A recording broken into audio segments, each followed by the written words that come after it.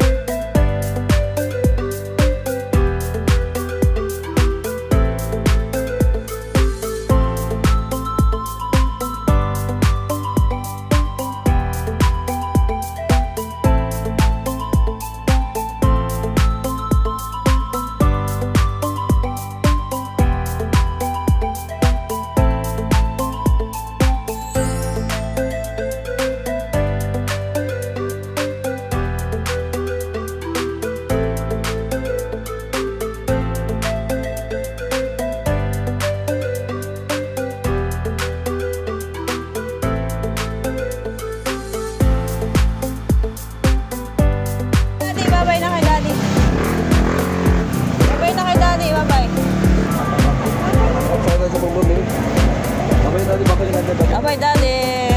Bye. Flying kiss, daddy. Flying kiss, daddy. Ingat sa biyahe, Luel. Ingat, Luel, sa biyahe, ha. Ingat, madulas. Ingat, ingat, ingat.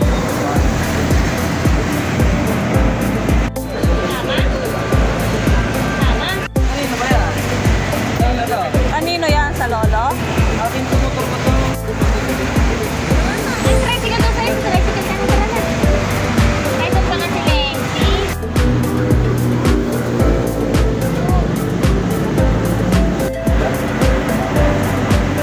Ingat! Ingat ha, madulas. Ingat ka.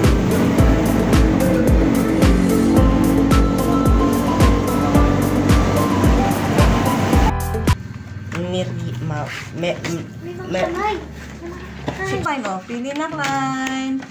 Pili. Wow! Bigay ni Tito Sangko. Clarice, pili. Oh, Leslie, oh. Sige po. Sige na. Oh, alin ang gusto?